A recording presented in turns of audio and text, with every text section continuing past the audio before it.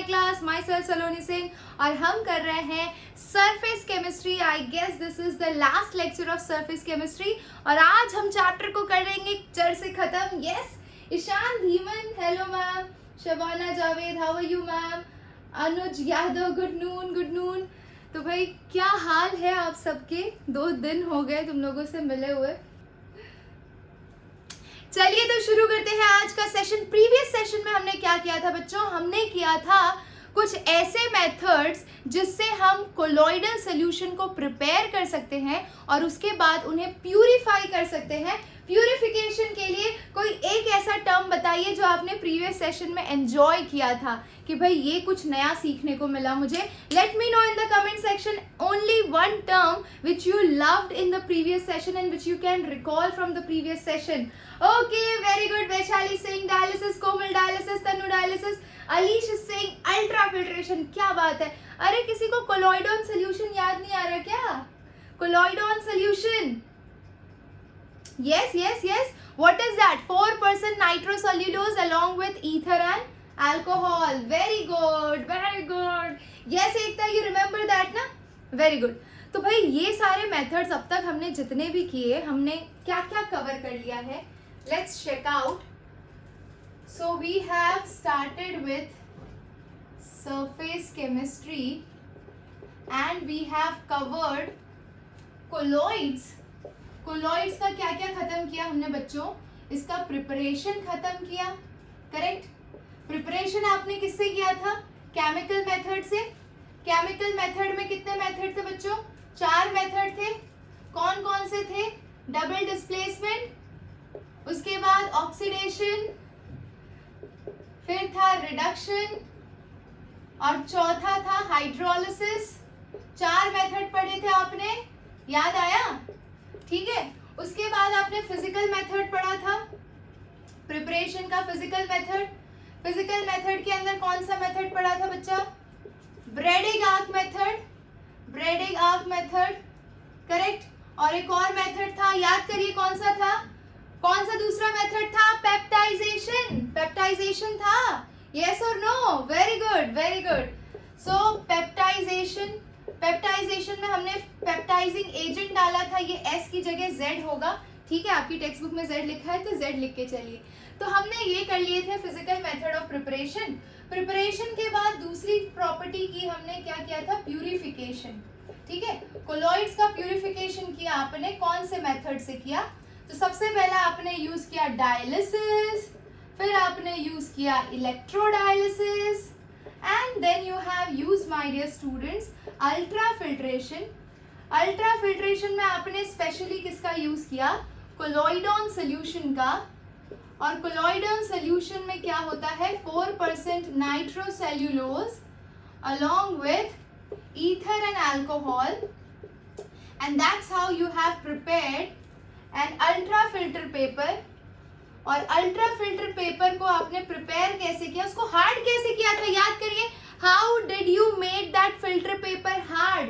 Do you remember that? Very good Ekta. Formaldehyde. ये जो filter paper आपने इसमें से डिप करके निकाला था, उसे आपने फॉर्माल्डिहाइड सोल्यूशन के अंदर मस्त नहलाया था, उसके बाद सुखाया था और उसके बाद जो आपको मिला वो था ultra filter paper. Very good, very good Alish, very good, very good. Yes, तो ये हो गया आपका अल्ट्रा फिल्ट्रेशन। श्रुति को भी बड़े अच्छे से याद है।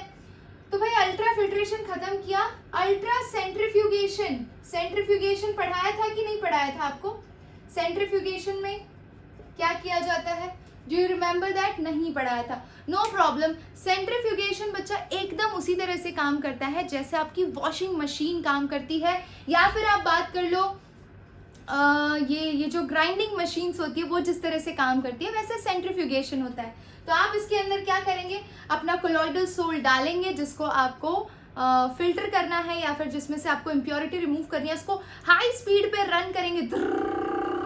तो क्या होगा? जो चीज़ें हल्की होती है वो ऊपर होती है और जो हैवी होती है वो नीचे कलेक्ट हो जाती है। दोनों लेयर सेपरेट आउट हो जाएंगे। इलेक्ट्रोलाइट की अगर कोई इम्प्योरिटी होगी वो, और कोलॉइड की लेयर अलग हो जाएगी। So this is how you carry out ultra centrifugation. Particles settle only after centrifugation in colloids. Yes, very good.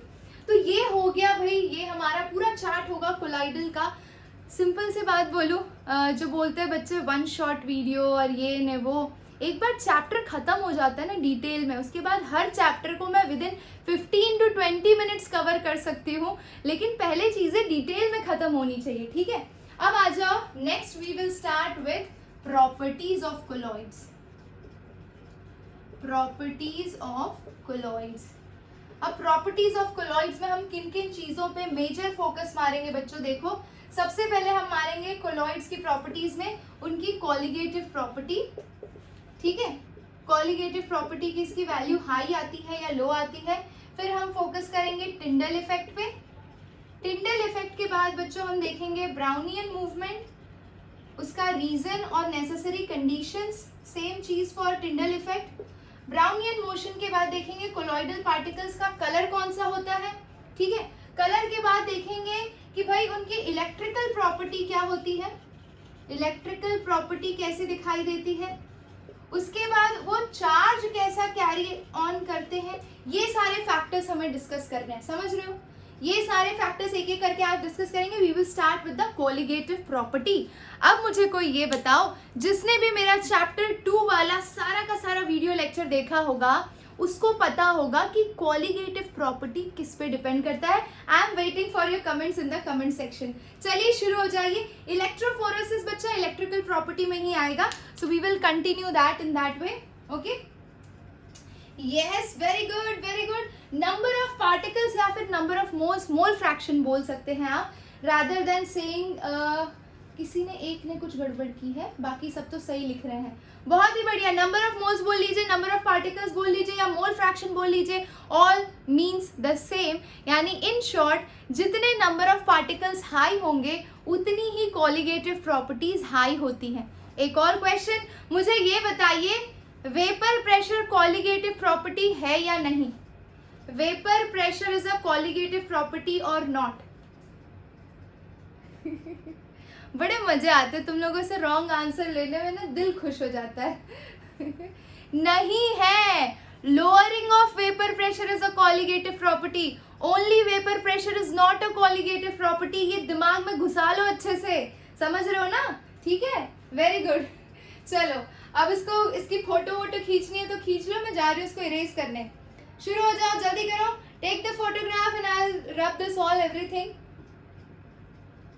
Done, very good. आ जाओ।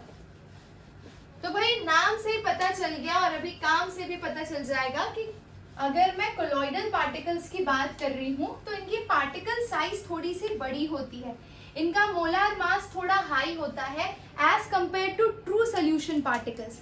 समझ रहे हो, अगर आपके पास ट्रू सोल्यूशन है तो ट्रू सोल्यूशन के अंदर number of particles will be more, particles will be more, क्योंकि इनकी साइज स्मॉल होती है, ठीक है, स्मॉल साइज होती है तो नंबर ऑफ पार्टिकल्स ज्यादा होंगे।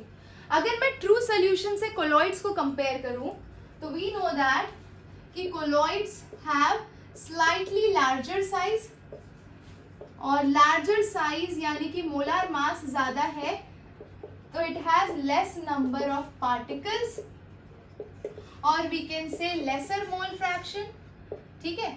और मोल फ्रैक्शन कम होगा तो इनकी कॉलिगेटिव प्रॉपर्टी भी कम होगी या ज्यादा, कम होगी या ज्यादा, बताइए जल्दी से। स्क्रीनशॉट नहीं हो रहा है, this app does not allow screenshot, ऐसे लिखा हुआ आ रहा है। ओह गॉड, ये अभी नया नया अपडेट हुआ है क्या, पहले तक ले सकते थे क्या आप लोग? अभी अपडेट किया, ओके ओके ओके, ग्रेट। चलिए बहुत ही बढ़िया, ये तो बहुत अच्छी खबर है। अब बस अच्छे से यहाँ पे पढ़ाई कर लो, बार बार रिकॉर्डेड वीडियो देखो और रिकॉर्डेड वीडियो देख के अपने नोट्स बनाना, ठीक है।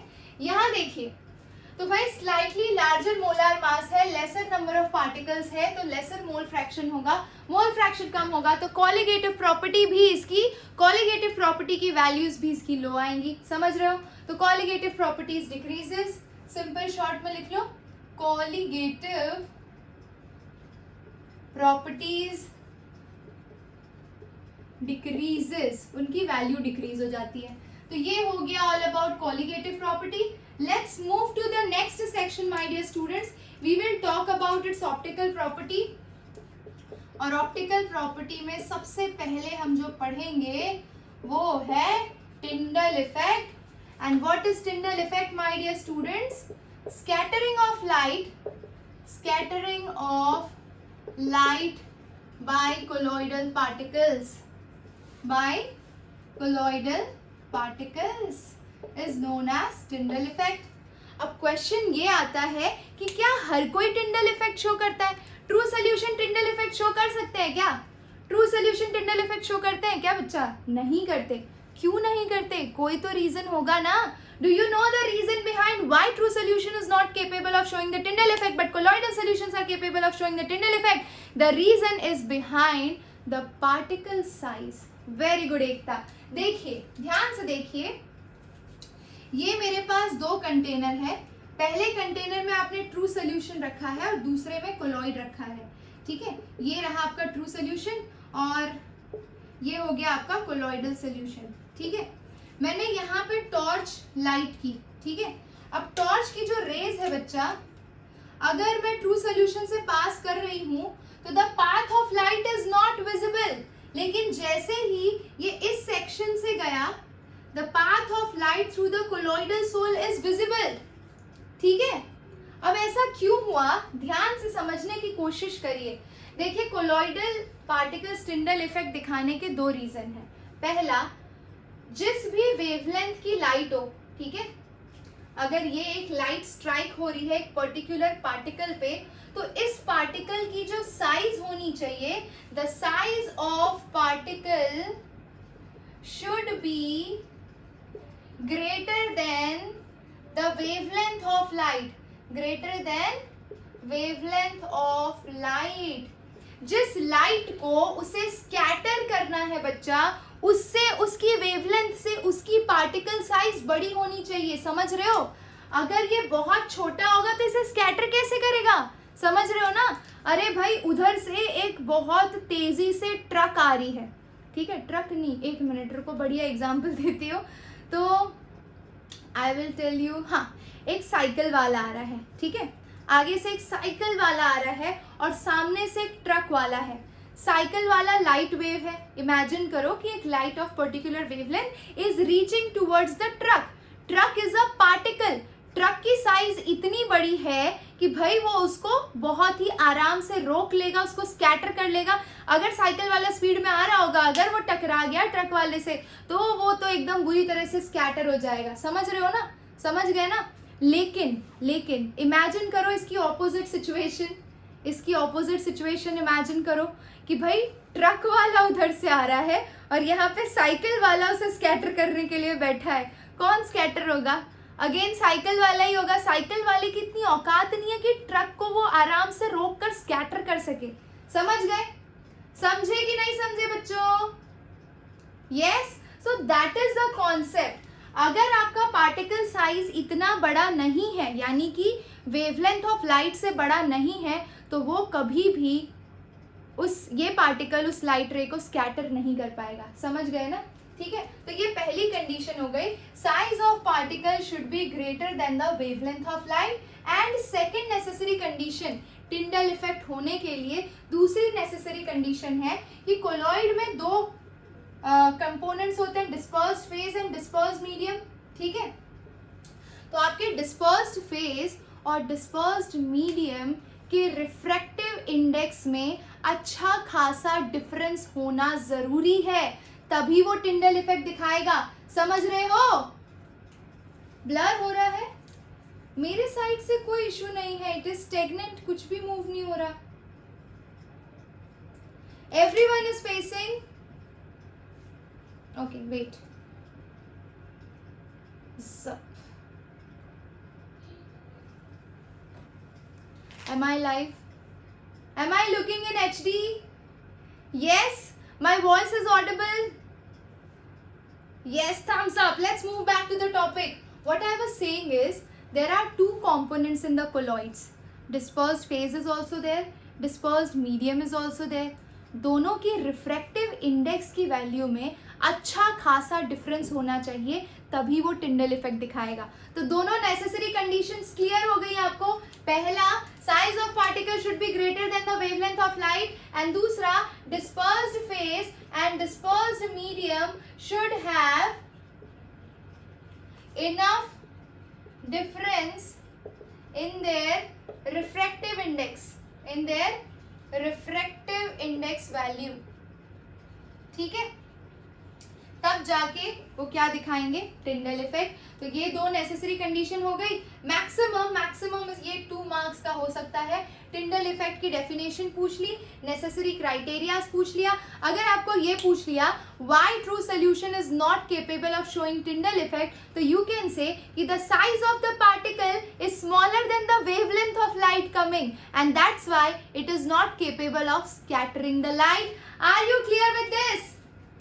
अलीश खान, सेकंड पॉइंट ये है कि कोलॉइड के अंदर जैसे ट्रू सोल्यूशन के अंदर सोल्यूट एंड सॉल्वेंट होता है, वैसे ही कोलॉइड के अंदर dispersed phase and dispersed medium होता है। हर फेज का, हर एक मीडियम का खुद का एक रिफ्रैक्टिव इंडेक्स वैल्यू होता है। 10th स्टैंडर्ड में फिजिक्स में पढ़ा होगा। तो भाई डिस्पर्स्ड फेज और डिस्पर्स्ड मीडियम के रिफ्रैक्टिव इंडेक्स की वैल्यू में लार्ज डिफरेंस होना चाहिए, तभी वो टिंडल इफेक्ट दिखाएगा। समझ गए ना? सिंपल था। ओके, चलिए अब आगे बढ़ते हैं। We have to move to Brownian motion. Are you ready for the zigzag motion in chemistry? अच्छा, मुझे बताइए ये टिंडल इफेक्ट का प्रैक्टिकल एप्लीकेशन क्या है? What is the practical application of Tyndall effect? Simple एक लाइन में बोलूं तो ये ट्रू सोल्यूशन और कोलॉइड को सेपरेट करने में यूज होता है, और कोई प्रैक्टिकल एप्लीकेशन नहीं है इसका। समझ रहे हो? It is used to distinguish between true solution and colloidal solution. Done? Hi, आज क्या हो रहा है मेरी तरफ से? तो डन। ओके, चलिए let's erase this all. Photo खींच लिया आपने। 2 प्रॉपर्टीज हमने खत्म की। ऑप्टिकल प्रॉपर्टी में हमने खत्म किया Tyndall effect. Now we will move to Brownian motion my dear students. या कलर कर लेते हैं, ऑप्टिकल एक्टिविटी में कलर भी कर लेते हैं। आ जाइए, कलर भी देख लेते हैं। अच्छा, किसी को पता है कि गोल्ड सिर्फ गोल्डन कलर का होता है, या फिर आप ग्रीन कलर का गोल्ड भी मार्केट से परचेज कर सकते हो? Do you know that gold can be of green colour, can be of blue colour, can be of white colour? पता है कि नहीं है? नहीं पता? ओ तेरी, अरे रे रे रे रे रे रे। तो मैं बताती हूँ बच्चों, ऐसा कभी इमेजिन मत करना कि हमेशा गोल्ड आपका गोल्डन कलर में ही आता है। Gold can be of white colour, blue colour, green colour, depending upon the size of the particle. इसको बोलते हैं, केमिस्ट्री में एक ब्रांच आती है जिसे बोलते हैं नैनो केमिस्ट्री। ठीक है, तो आप वाइट कलर का भी गोल्ड पहन सकते हैं, ग्रीन कलर का भी गोल्ड आता है। पार्टिकल साइज जैसे जैसे छोटी होती, मुझे एक बात बताइए, किसी भी चीज का कलर वही कलर क्यों दिखाई देता है? जैसे for example, if you see this board, it is appearing white. Why it is appearing white? Simple सोचो जरा। Exactly, वो जिस वेवलेंथ को रिफ्लेक्ट कर रहा है ईशान, और वो वेवलेंथ जो आप उसे एक्सेप्ट कर रहे हो, तुम्हारी आईज जिस वेवलेंथ की लाइट को एक्सेप्ट कर रही है, वो ऑब्जेक्ट तुम्हें उस कलर का दिखाई देता है कि नहीं? अगर सामने ग्रीन कलर की वेवलेंथ ऑफ लाइट रिफ्लेक्ट हो रही है, तो वो चीज आपको ग्रीन कलर की दिखाई देगी, है ना?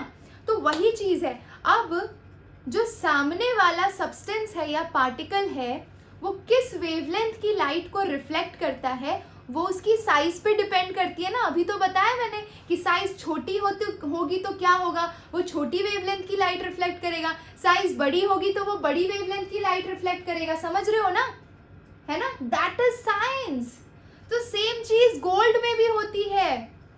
गोल्ड एक पर्टिकुलर लेवल तक गोल्डन कलर दिखाता है, क्योंकि वो विजिबल वेवलेंथ की लाइट को बहुत ही आसानी से रिफ्लेक्ट कर पाता है। गोल्ड कलर जिस रेंज में आता है उस पे आसानी से करता है, लेकिन उसको एक पर्टिकुलर लेवल से छोटा कर दिया ना आपने, बहुत छोटा साइज ले लिया, तो ग्रीन कलर का गोल्ड भी होता है, रेड कलर का गोल्ड भी होता है। समझ गए? तो ये मत समझना गोल्ड नकली है, वो असली ही है। 24 कैरेट ही है, लेकिन कलर अलग है क्योंकि उसके पीछे साइंस छुपा है। समझ रहे हो ना, मजा आ गई। चलिए, तो यही चीज और यही कॉन्सेप्ट कोलॉइड्स के अंदर भी होता है। वी विल सी कोलॉइड्स के अंदर ये चीज। Let's check out. Okay, so colour of the particle या फिर कलर ऑफ कोलॉइड, क्योंकि हमारे पास गोल्ड का भी तो कोलॉइड होता है ना, गोल्ड का भी तो कोलॉइडल सोल होता है। तो गोल्ड का कोलॉइडल सोल कभी भी गोल्डन कलर का नहीं होता। It appear sometime blue, it appear sometime white, depending upon 3 factors. हम वो तीनों फैक्टर देखते हैं। 430 ही रहता है। आकांक्षा, क्या हो गया? अरे भाई, हर रोज तो 430 ले रही हूँ पिछले 1 हफ्ते से बच्चा।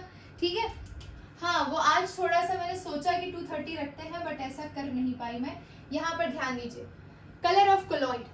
So first point, depends on size of particle. अब ये कौन सा पार्टिकल होगा? Of dispersed phase. ठीक है, डिस्पर्स्ड फेज का जो पार्टिकल का साइज होगा, या dispersed medium, I guess dispersed medium नहीं होगा, फेज ही होगा। Depends on the size of the particle. Size जैसा होगा उसके हिसाब से उस वेवलेंथ की लाइट को वो ट्रांसमिट करेगा। ठीक है, दूसरा wavelength of light. Correct, wavelength of light पे डिपेंड करेगा, किस वेवलेंथ की लाइट स्ट्राइक हो रही है और वो किस वेवलेंथ की लाइट को रिफ्लेक्ट कर रहा है। और तीसरा इंपॉर्टेंट फैक्टर बच्चा, तीसरा इंपॉर्टेंट फैक्टर है कि कई बार the nature of light which we are receiving. अच्छा, आपको ये चीज पता होगी, आपने फिजिक्स में पढ़ा होगा कि जब भी एक पर्टिकुलर वेवलेंथ की लाइट फॉल करती है तो कई चीजें हो सकती हैं। यहाँ पे रिफ्रैक्शन हो सकता है। ठीक है, लाइट रे रिफ्रैक्ट हो सकती है, it can get reflected, it can get transmitted, और इन सम क्वांटिटी अगर ऑब्जेक्ट कुछ डिफरेंट है तो यहाँ पे सम क्वांटिटी में लाइट एब्सॉर्ब भी हो सकती है। ये सरफेस थोड़ी सी लाइट एब्सॉर्ब भी कर सकता है। समझ रहे हो ना? करेक्ट। तो there are so many factors कि भाई अगर एक लाइट वेव एक पर्टिकुलर मीडियम पे गिर रही है तो वो रिफ्रैक्ट हो सकती है, रिफ्लेक्ट हो सकती है, ट्रांसमिट हो सकती है, वो एब्सॉर्ब भी हो सकती है। There are so many ways through which you are receiving the light. You can receive the refracted light, you can receive the reflected light, you can receive the transmitted light. तो आपकी eyes कौन सी वाली raise को receive कर रही हैं उसके basis पर भी कलर वेरी कर सकता है। समझ रहे हो? Observer is observing which kind of light, if it is observing reflected light or transmitted light, or if it is observing refracted light, whichever light it is obtaining, उसके हिसाब से उसका कलर दिखाई देगा। समझ गए? थर्ड फैक्टर भी सबको क्लियर हुआ? यस, जल्दी बताइए। Okay okay okay okay, very good very good very good, बहुत इंपॉर्टेंट पॉइंट था। So third is the nature of light, the nature of light, night लिख दिया, the nature of light received by the observer। ये 3 factor पर आपके colloidal particle का क्या depend करता है? कलर। समझ रहे हो? अब कभी शक मत करना कि गोल्ड आपका वाइट नहीं हो सकता। आज तो बड़ी दिक्कत हो रही है। अभी क्लियर दिखाई दे रहा है? एक्चुअली मैं मोशन ज्यादा कर रही हूँ ना, आज मोशन ज्यादा है इसीलिए कैमरा इमोशनल हो जा रहा है। कोई दिक्कत नहीं है। चलिए अभी नेक्स्ट फैक्टर पे आगे बढ़ते बच्चा। We will move to mechanical property, और मैकेनिकल प्रॉपर्टी में पहली प्रॉपर्टी हम पढ़ेंगे ब्राउनियन मोशन। ठीक है, आ जाइए, लेट्स चेक आउट। हाँ जी, सो ब्राउनियन मूवमेंट भी बोल सकते हो या मोशन भी बोल सकते हो। ठीक है, the zigzag motion of colloidal particle, zigzag motion of colloidal particles is known as Brownian motion. ठीक है, सबसे पहले ये किस में ऑब्जर्व हुआ? तो सबसे पहले पता है क्या किया था, एक साइंटिस्ट ने 1900 के आसपास वाटर के अंदर पोलन ग्रेन्स को डाला था। पोलन ग्रेन्स का नाम तो सुना है ना आपने? हाँ जी, वेरी गुड।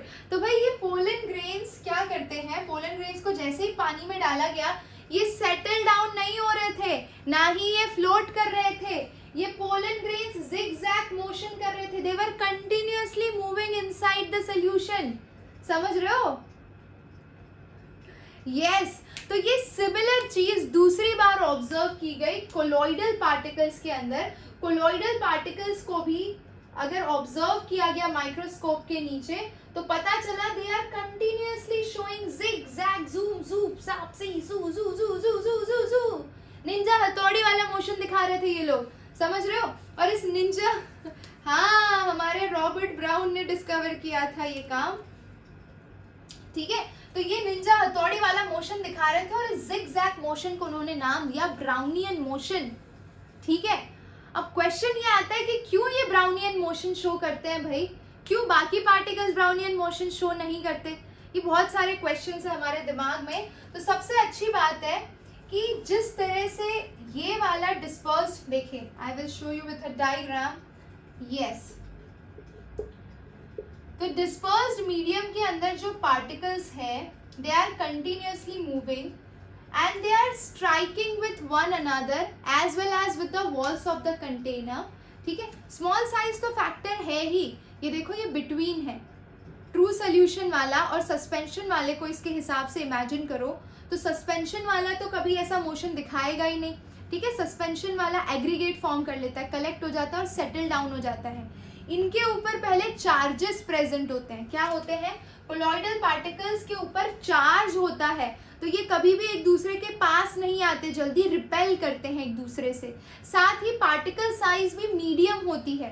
ठीक है, तो they are continuously showing motion and that's why we call them that they are quite stable, मतलब नीचे सेटल डाउन नहीं होते for a I think time period of, देखो इसमें भी टाइम पीरियड होता है, ऐसा नहीं कि बिल्कुल भी सेटल डाउन नहीं होते। आप अगर किसी मैं एक एग्जाम्पल देखा था जहाँ पर 2-3 दिन तक तो वो दिख रहा था कोलॉइड जैसा, लेकिन बाद में धीरे धीरे पार्टिकल सेटल डाउन होने लगे। ठीक है, यस। विस्कोसिटी भी कम होती है। विस्कोसिटी को हम मेजर फैक्टर नहीं बनाएंगे, हम सिंपल ये चीज़ बोलेंगे, पार्टिकल साइज छोटी है, उनके ऊपर चार्ज प्रेजेंट है and that's why they are continuously showing the motion. ठीक है, that zigzag motion is known as Brownian motion। खत्म? Anything else you want to ask in Brownian motion बच्चा, जल्दी बताइए। चलिए आगे बढ़ते हैं, चार्ज पे बढ़ते हैं, क्योंकि मैंने बोला कि इनके ऊपर चार्ज प्रेजेंट होता है। तो चार्ज आया कहाँ से, कैसे आया और किस तरह से हम ला सकते हैं, चार्ज पे डिस्कशन कर लेते हैं। ठीक है, आ जाओ, चलो। चार्ज वाला टॉपिक इम्पोर्टेंट है। अब कोलॉइड्स का यही टॉपिक अब जो बचा है सो बचा है, बाकी सब हमने उड़ा दिया है। इमल्शन सिलेबस में है नहीं। उसके बाद है एप्लीकेशंस इतने सारे पहले से करा रखे हैं तुम्हें कि तुम और क्या ही करोगे। चलो कोई दिक्कत नहीं है, एप्लीकेशन भी देख लेंगे। एप्लीकेशन में पता है क्या क्या टॉपिक है? क्लाउड फॉर्मेशन कैसे होता है, आर्टिफिशियल क्लाउड फॉर्मेशन, फिर जो पल्यूटेंट्स निकलते हैं उसको सेटल डाउन कैसे किया जाता है, ये सारी चीज़ें हैं। ब्लड क्लॉटिंग कैसे होती है, तो बहुत ही बढ़िया टॉपिक है वो। Yes, pay attention here. Charge की बात कर लेते हैं। इमल्शन नहीं करवाऊंगी, डोंट वरी, इमल्शन आप खुद भी कर सकते हो, बहुत ही सिंपल है। ठीक है, तो colloidal particles they carry charge. Colloidal particles carry charge. ठीक है, तो they can be either positively charge और they can be either negatively charge. अब पॉजिटिवली चार्ज के अंदर कौन कौन से आते हैं माय डियर स्टूडेंट्स, तो मैं बता देती हूँ। जितने भी हाइड्रोक्साइड्स होते हैं, FeOH whole thrice, AlOH whole thrice, metallic hydroxides are usually positively charge. और नेगेटिवली चार्ज में कौन से आते हैं, तो सारे सल्फाइड ले लीजिए, या फिर गोल्ड सोल हो गया, मेटालिक सोल, गोल्ड सोल हो गया, सल्फर सोल हो गया, फिर AS2S3 आर्सेनिक सल्फाइड हो गए। तो जितने भी सल्फाइड और मेटालिक सोल्स हैं they are usually negatively charge, और जितने भी यूजुअली हाइड्रोक्साइड्स होते हैं ना वो पॉजिटिवली चार्ज होते हैं। ठीक है, आज लास्ट क्लास है इस चैप्टर का। Yes Romil, almost the chapter is about to get over. के लिए करेंगे please competitive. Okay okay, pay attention, हमारे पास टाइम बचेगा तो सब कुछ करेंगे, यहाँ ध्यान दे लो भाई। तो चार्ज की बात हो रही थी, पॉजिटिव एंड नेगेटिव चार्ज।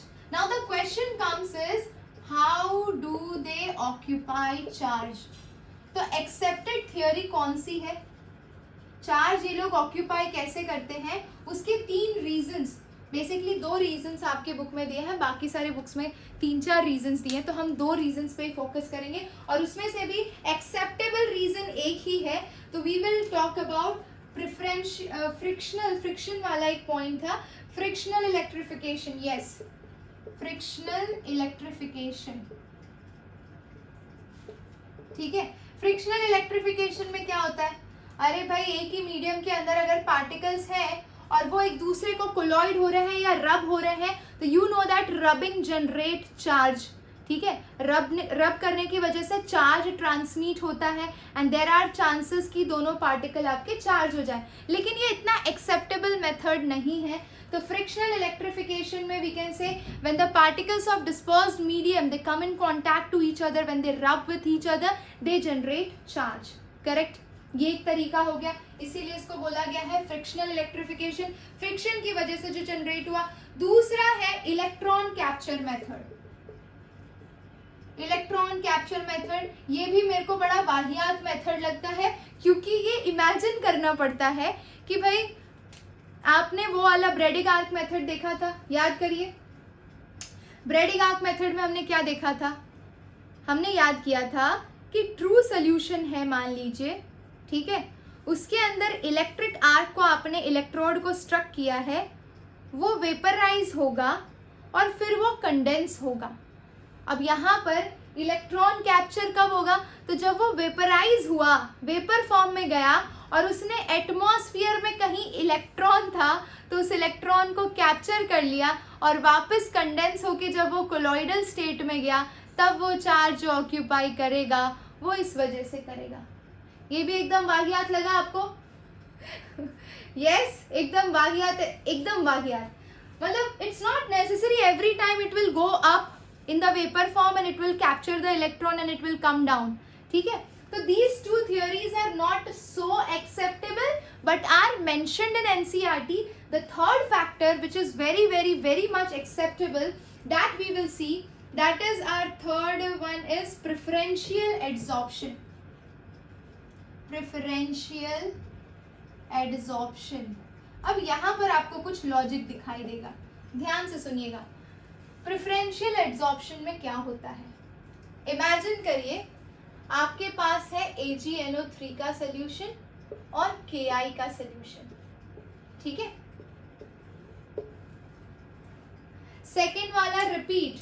अच्छा, सेकेंड वाला देखो रोमिल क्या होता है कि आपने याद किया था इस तरह से, ये ट्रू सोल्यूशन है, इसके अंदर 2 इलेक्ट्रोड स्ट्रक किए थे और जब हम इलेक्ट्रोड स्ट्रक करते हैं इलेक्ट्रिक आर्क तो इसकी हीट की वजह से आपके ट्रू सोल्यूशन के पार्टिकल्स वेपराइज हो रहे थे। जब वो वेपराइज हुए तो एटमॉस्फेयर में तो बहुत सारे फ्री इलेक्ट्रॉन्स होते हैं, तो it can capture those free electrons, और जब वो कंडेंस हुए और वापस सोल्यूशन के अंदर आए तो उस एक्स्ट्रा इलेक्ट्रॉन के प्रेजेंस की वजह से वो नेगेटिवली चार्ज हो गए। ठीक है, समझ गए अभी? But the second method is not so acceptable. Electron capture method को इतना लॉजिकल कंसीडर नहीं किया जाता क्योंकि हर केस में जरूरी नहीं है कि ऐसा हो। ठीक है, अब मुझे बताइए थर्ड केस जो हम कर रहे हैं प्रेफरेंशियल एड्सॉर्प्शन का, अगर आपका AgNO3 Ki के अंदर आप डालते हैं तो क्या फॉर्म होगा, AgI प्लस KNO3 फॉर्म होगा। ठीक है, अब जरा ध्यान से सुनिए, हमारा मेजर प्रोडक्ट हम यहाँ पर AgI को फोकस करेंगे जो कोलॉइड बना रहा है। ठीक है, अगर आपने Ki जरा सा भी एक्सेस क्वांटिटी में लिया होगा बच्चा, अगर आपने, क्या बोल रही हूँ मैं, ध्यान से सुनिए, अगर आपने Ki को जरा भी एक्सेस क्वांटिटी में लिया होगा तो इस सरफेस के ऊपर I माइनस प्रेफरेंशियली एड्सॉर्ब हो जाएगा। यानी कि इस सरफेस को मैं शॉर्ट में ऐसे लिख सकती हूँ, AgI के ऊपर I माइनस एड्सॉर्ब हुआ, यानी कि ये नेगेटिवली चार्ज सोल हुआ। अब आप बोलोगे कि मैम जरूरी थोड़ी है I माइनस ही एड्सॉर्ब हो, देयर आर चांसेस कि कोई दूसरा वाला आयन यहाँ से Ag प्लस भी तो एड्सॉर्ब हो सकता है। समझ रहे हो? सुनना ध्यान से। अगर मैं इसी केस में AgNO3 ले रही हूँ और Ki ले रही हूँ, and in the second case I have added AgNO3 in excess quantity, again the product is going to be same, that is your AgI, लेकिन this time since AgNO3 is in excess quantity on the surface, Ag plus is preferentially adsorbed as compared to other ions. So now in this case this AgI is absorbing Ag plus and now it is positively charged. That means the charge on the colloidal particle over here depends upon which electrolyte is present in excess quantity that is preferentially adsorbed on the surface. ठीक है, यहाँ तक समझ गए? Quantity जो axis quantity में है उसका रिस्पेक्टिव आयन आके उस पर एड्सॉर्ब हो जा रहा है। चलिए इतना समझ में आया हमें, ठीक है। अब ये नेगेटिवली चार्ज हो गया और ये पॉजिटिवली चार्ज हो गया, तो क्या आपको लग रहा है पहले तो ये न्यूट्रल स्पीशीज था, ये I माइनस को एड्सॉर्ब कर ले रहा है, अब वो नेगेटिवली चार्ज हो गया है तो गलती से भी उसे कहीं से पॉजिटिव चार्ज मिल गया तो क्या वो उसे एड्सॉर्ब नहीं करेगा? करेगा कि नहीं करेगा? करेगा, बहुत ही बढ़िया करेगा। तो वही हमारा नेक्स्ट टॉपिक है। We will move on this side. Let's check out कि जीटा पोटेंशियल क्या होता है, ठीक है, वो चीज अब हम चेक करेंगे। आ जाइए, ओके। तो in short we got to know here this is your positively negatively charge and this is your positively charge condition. अच्छा, तो पहले हम नेगेटिव वाला लेते हैं, ठीक है। ये सिनेरियो है, मैं बनाती हूँ इसका स्ट्रक्चर। ये AgI है, पहला लेयर नेगेटिवली चार्ज है। अब इस सोल्यूशन के अंदर जरा ध्यान से देखिए, K प्लस भी तो आयन की तरह प्रेजेंट है, K प्लस भी तो आयन की तरह प्रेजेंट है कि नहीं है? है ना, ठीक है। तो K प्लस प्रेजेंट है और यहाँ पे I माइनस एड्सॉर्ब हुआ है, तो I माइनस अब पॉजिटिव लेयर को एड्सॉर्ब करेगा, तो अब वो पॉजिटिव लेयर को एड्सॉर्ब करेगा अपने सरफेस पे इस तरह से। समझ रहे हो क्या बात देख रहे हो?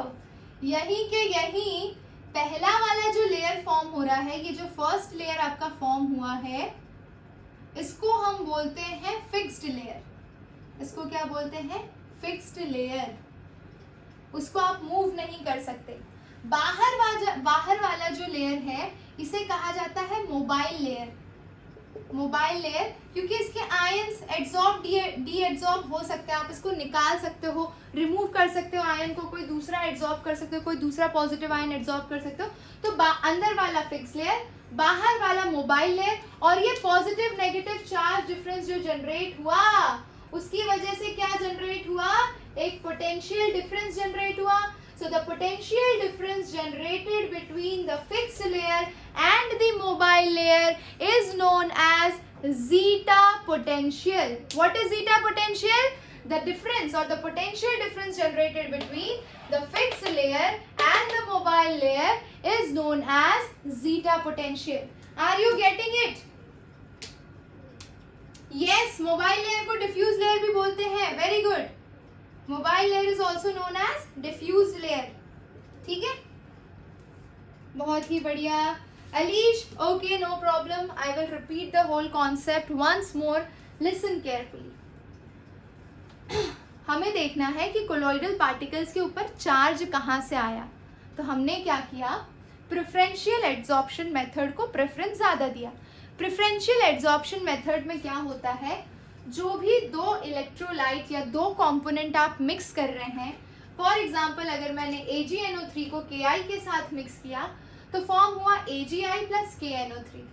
अगर AgI को मैं सरफेस इमेजिन करती हूँ और अगर मैंने Ki को एक्सेस क्वांटिटी में लिया है बच्चा, तो जब मैं Ki को एक्सेस क्वांटिटी में लेती हूँ तो वो प्रेफरेंशियली वो खुद ही I माइनस को एब्जॉर्ब कर लेता है और खुद को नेगेटिवली चार्ज सोल में ट्रांसफॉर्म कर लेता है।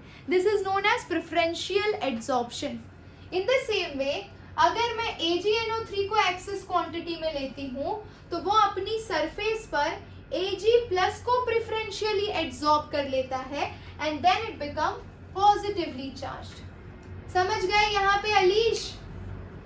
अलीश कंफ्यूजन कहाँ पर है वो बताइए। यहां तक समझ में आया? यस?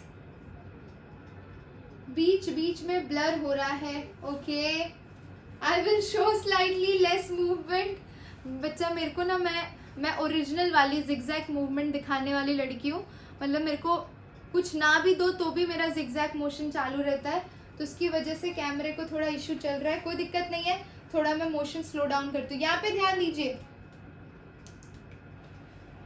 ये आपका AgI है, ठीक है, नेगेटिवली चार्ज था। नेगेटिवली चार्ज यानी जो फर्स्ट एड्सॉर्ब लेयर है उसको हमने बोल दिया फिक्स्ड लेयर, ठीक है, वो आपका हो गया फिक्स्ड लेयर। और उसके ऊपर क्योंकि वो फिक्स्ड लेयर नेगेटिवली चार्ज है तो देयर आर चांसेस कि वो नेगेटिव चार्ज अब पॉजिटिव चार्ज को अट्रैक्ट करेगा, पॉजिटिव चार्ज को अट्रैक्ट करेगा, करेक्ट। और अगर वो पॉजिटिव चार्ज को इस तरह से अट्रैक्ट कर रहा है, देखिए इस तरह से अट्रैक्ट कर रहा है, तो दो लेयर जनरेट हो गई। पहली वाली फिक्स लेयर और बाहर वाली लेयर को आपने डिफ्यूज लेयर या फिर मोबाइल लेयर बोल दिया। क्योंकि ये दोनों ऑपोजिटिवली चार्ज है, नेगेटिव एंड पॉजिटिव, तो जहां पे भी नेगेटिव पॉजिटिव चार्ज डिफरेंस दिखाई देता है वहां पे क्या जनरेट होता है? पोटेंशियल डिफरेंस, ठीक है। और इस तरह से जो आपका पोटेंशियल डिफरेंस जनरेट हो रहा है बच्चों, उसे हमने कह दिया, क्या बोला? जीटा पोटेंशियल, ठीक है। जीटा पोटेंशियल के अलावा भी एक टर्म है इसके लिए बोलते हैं, वो भी देख लेते हैं। मैम I एंड K वाला फिक्स लेयर है NCERT में, I एंड K वाला, हाँ यही वाला है ना। This example is mentioned in your text book, okay, that's why I am taking this preferential as an example. इसको और क्या बोलते हैं? Helmholtz electrical double layer. क्या बोला जाता है? Helmholtz electrical double layer. तो दोनों ही केसेस में आपको आंसर सेम ही लिखना है। हेल्महोल्ट्ज इलेक्ट्रिकल डबल लेयर बोला जाए या जीटा पोटेंशियल बोला जाए, we are referring to the same condition of fixed layer and diffuse layer which is generating the potential difference.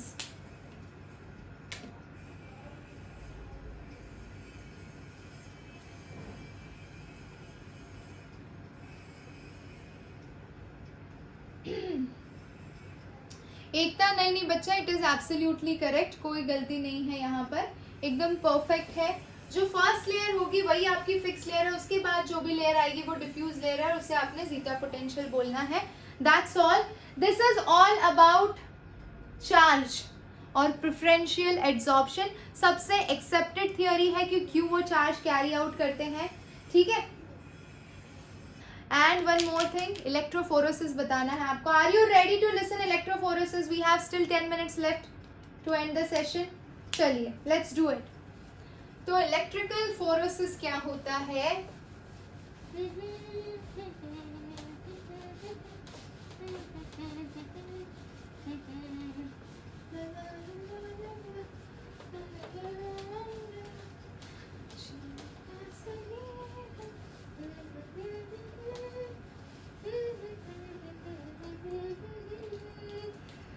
Yes, बच्चा, next we are going to talk about electrical properties.